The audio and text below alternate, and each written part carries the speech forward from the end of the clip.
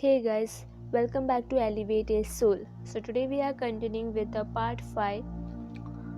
In this way, Malayadhwaja controlled his life air and senses so that he could fix his mind in meditation upon the Supreme Personality of Godhead. Finally, after remaining at Kulachala for 100 celestial years, which is 36,000 solar years, the king attained the perfectional stage of life, pure devotional service. Indeed, Malayadhwaja could observe the Supreme Soul sitting by his side, and due to being fully instructed by the Lord, he could understand everything from all angles of vision. In full Krishna consciousness, he completely ceased from engaging in all kinds of activities based on the concept of separate interest from the Lord, for he knew them to be unnecessary and illusory. Queen Vaidarbhi accepted her husband as her everything, and thus she gave up all personal comforts to engage in his service and follow his path of austerity. Malayadhwaja represents the Guru and Vaidarbhi the disciple. She wore old torn clothes, her uncombed hair became matted, and due to her austerity, she became very lean. Although she always remained near her husband, she was silent and unagitated, like a flame in a windless place. Indeed, as her husband remained seated in a fixed posture, she continually served him until at last she could ascertain that he had passed away from his body. While massaging her husband's legs, she could feel that his feet were no longer warm, and thus she could understand that he had already gone away. At first, Vaidarbhi felt great anxiety upon being left alone. While shedding incessant tears, a disciple should cry like anxiety upon being left alone. A disciple should cry like this upon the disappearance of his spiritual master. She cried out, "O best of kings, please get up. Just see how the world has become infested with rogues. The inhabitants of the earth are very much afraid, and it is your duty to protect them." An Acharya establishes the real principles of religion, but upon his disappearance, the Rajas and non-devotees, guised as so-called Swamis and Yogis, take advantage of the situation to introduce unauthorized principles. Therefore, the perfect disciple must relieve the situation by sincerely following the instructions of his spiritual master. Finally, after getting up from the feet of her dead husband, the most obedient wife prepared a funeral pyre and then placed the lifeless body upon it. While lamenting grievously, she prepared herself to enter the blazing fire and thus perish along with her husband. A devotee's wife must be prepared to act in this way. Similarly, a devoted disciple would rather die along with his spiritual master than fail to execute his mission. At that time, a Brahmana who had been an old friend of King Purañjana came there and began to pacify the queen with sweet words. The Brahmana represents the Paramatma who gives the living entity the chance for material enjoyment. Also, however, when there is the opportunity, the Paramatma gives good counsel by advising him to give up such illusory happiness and turn to him. The Lord's appearance as a Brahmana indicates that unless one is very highly elevated, he cannot see the Supreme Personality of Godhead directly. Still, one's serious resolution to follow the mission of the spiritual master is tantamount to seeing the Supreme Lord. In other words, he meets the Supreme Personality of Godhead in the spiritual master's instructions. The Brahmana inquired, "Whose wife or daughter are you? Who is the man laying here? It appears that you are lamenting for this dead body." The woman replied that this was her spiritual master and that in his absence she was perplexed about what to do. In such circumstances, if a devotee is sincere and purified due to having followed the directions of the spiritual master, the Paramatma certainly gives him direct instruction from within his heart. Don't you recognize me? I am your eternal friend, who you consulted many times in the past. Even if you do not recognize me, can't you remember that you used to have a very intimate friend? Unfortunately, you gave up my company so that you could accept the position of an enjoyer in this material world. My dear gentle friend, you and I are like two swans living together in the Manasa lake or the same heart. And yet, although we have been living together for so many thousands of years, we are still far away from our original home. Since you have left me, you have become more and more materialistic while traveling in different forms throughout this material world, which was created by some woman, the external nature.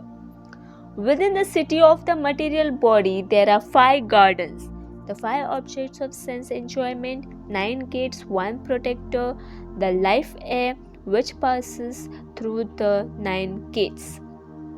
3 apartments, the chief ingredients, earth, water and fire. These combine together to form flesh, bone, blood, etc., which can be likened to various apartments within the body. 6 families, the mind and the 5 senses. 5 stores, the 5 working senses.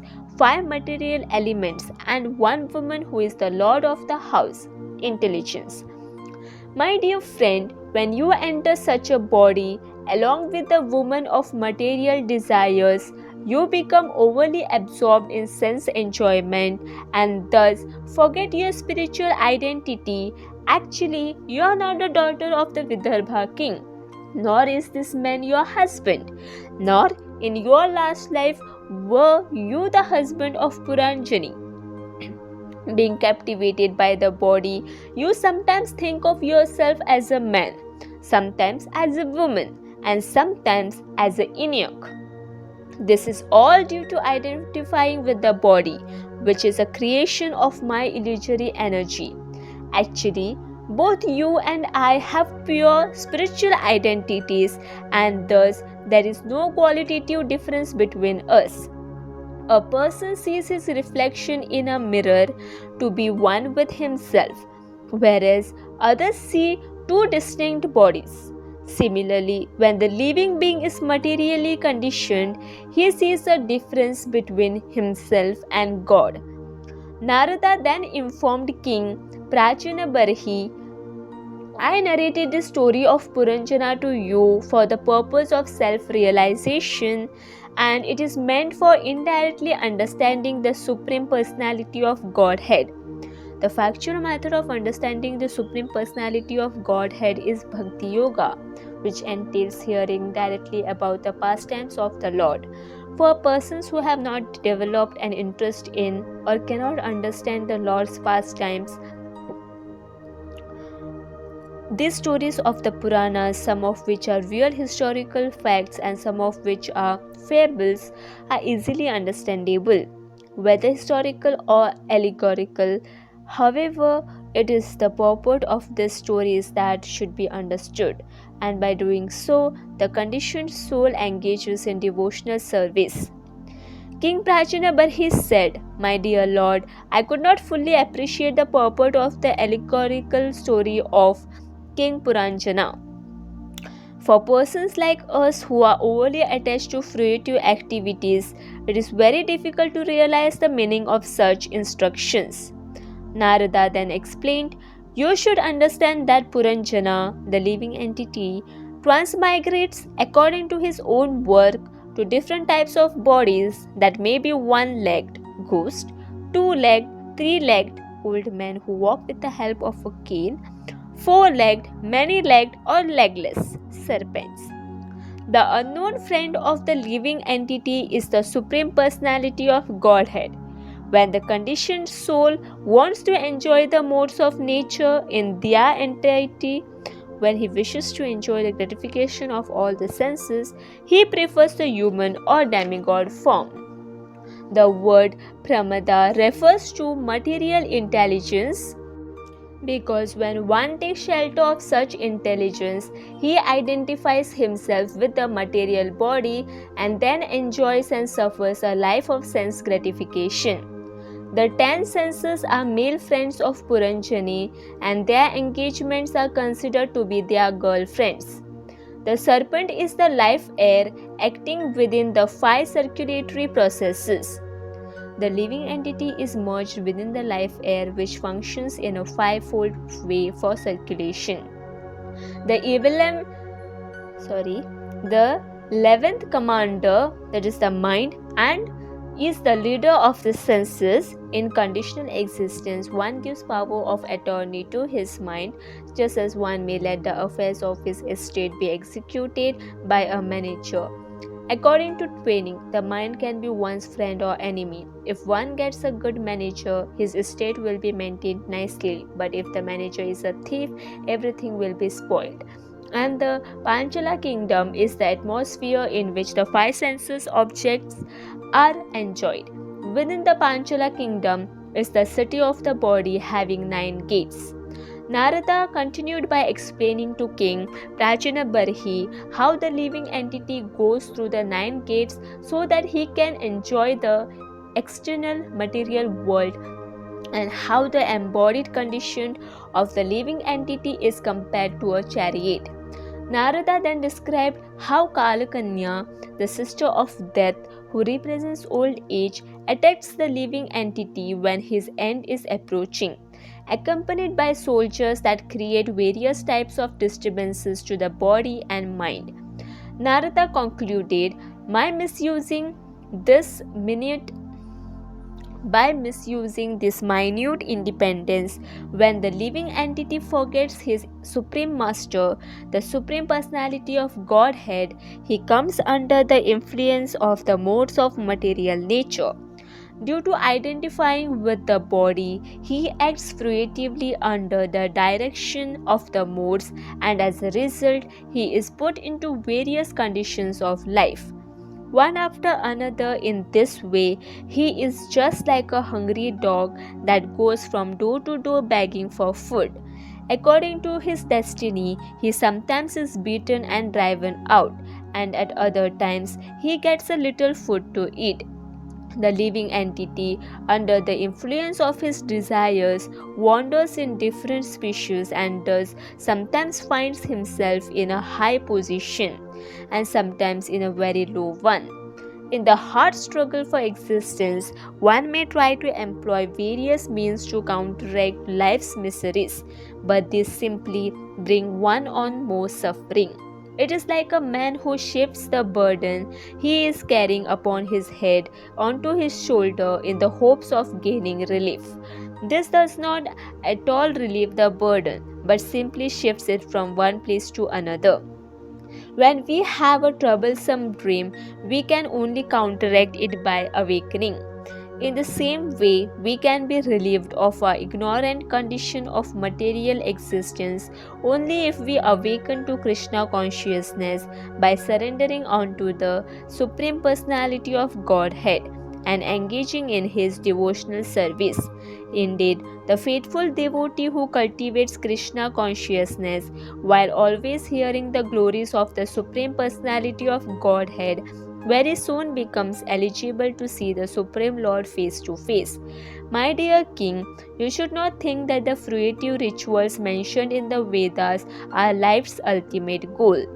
The surface of the earth has become covered with kusha, grass, due to your sacrificial performances, and thus you have become very proud of killing so many animals. Due to your foolishness, you cannot understand that devotional service is the only means of satisfying the Supreme Personality of Godhead. The Supreme Lord is the Supreme Controller and the best friend of everyone. Therefore, one should take shelter of his lotus feet to make his life auspicious. O great king, I have explained to you everything in regards to your inquiries. Now please hear from me another allegorical narration, which is accepted by saintly persons and is very confidential. It is meant to induce the king to give up his materialistic family life. The next part will be continued in the next video. Radhe Radhe.